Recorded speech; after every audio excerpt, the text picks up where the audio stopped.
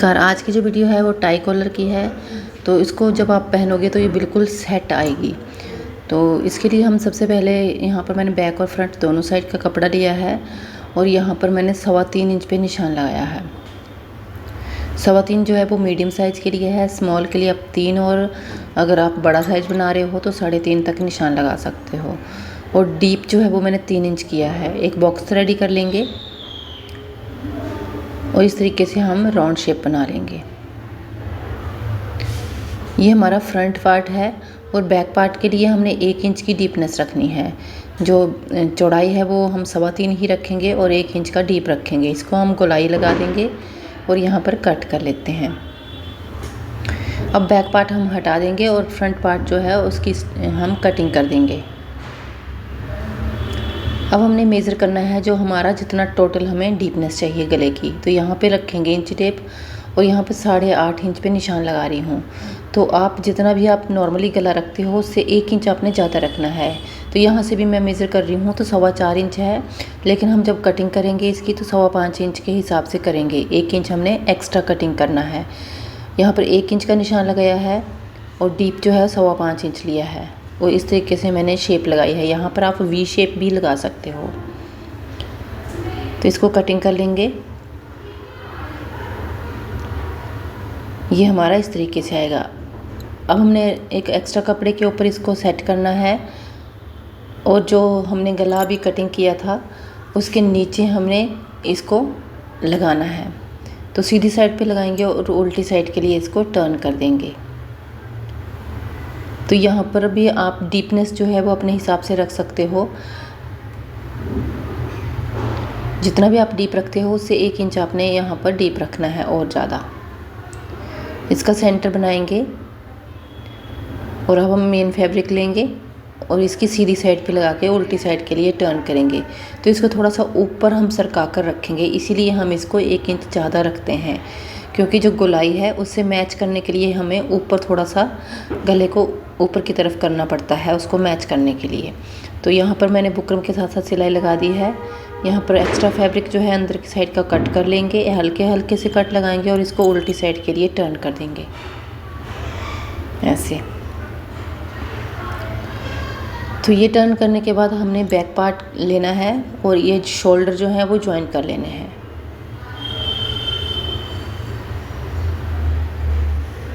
तो दोनों साइड के शोल्डर मैंने अच्छे से ज्वाइन कर लेने हैं। इसके बाद हमने कॉलर लगानी है। तो कॉलर मैं बिल्कुल सीधी पट्टी पे के ऊपर लगाऊंगी। यहाँ पर ये मैंने सीधी पट्टी ली है तो इसको हमने डबल फोल्ड किया हुआ है। सिंगल करके हमारी ये 4 इंच की चौड़ाई है, डबल फोल्ड करके 2 इंच की रह जाएगी और इसकी पूरी लंबाई जो है 50 इंच तक आप ले सकते हो सिंगल में और डबल फोल्ड में 25 इंच तक।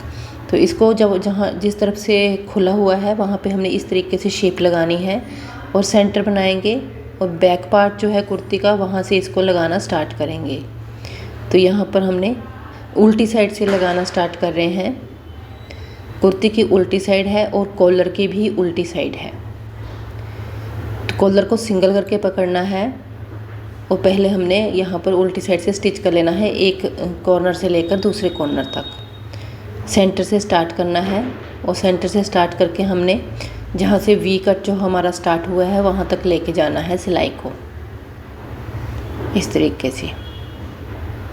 अब एक साइड से हमने यहाँ पर स्टिच कर लिया है, उल्टी साइड से हमने ज्वाइन कर लिया है।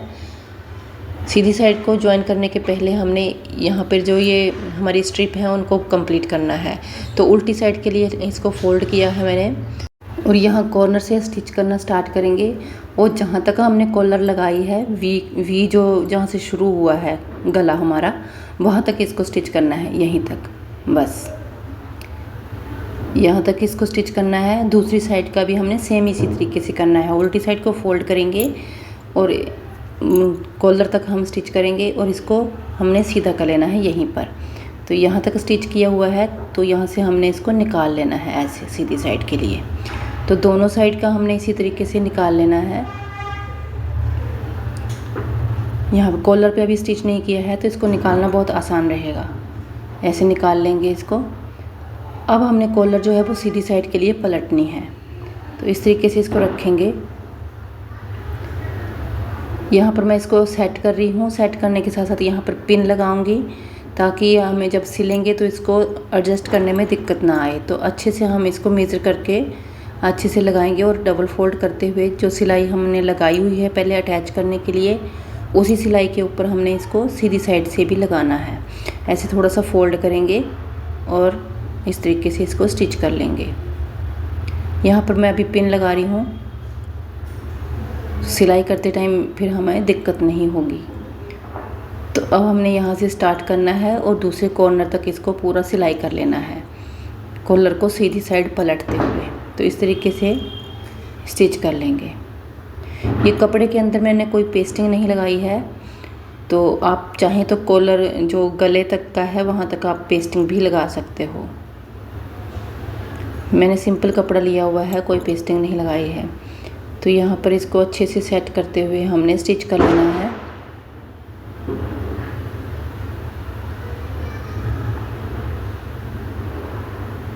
तो ये हमारा यहाँ पर कंप्लीट हो जाएगी स्टिच। फिर हमारा गला जो है वो तैयार है। तो इसको अच्छे से प्रेस करना है हमने, और प्रेस करने के बाद ये हमारा कुछ इस तरीके से आएगा। पीछे की साइड जो झोल दिख रहा है वो बिल्कुल नहीं आएगा जब आप पहनोगे, और इसको इस तरीके से हमारा पहनने के बाद ऐसे आएगी caller. Thank you for watching.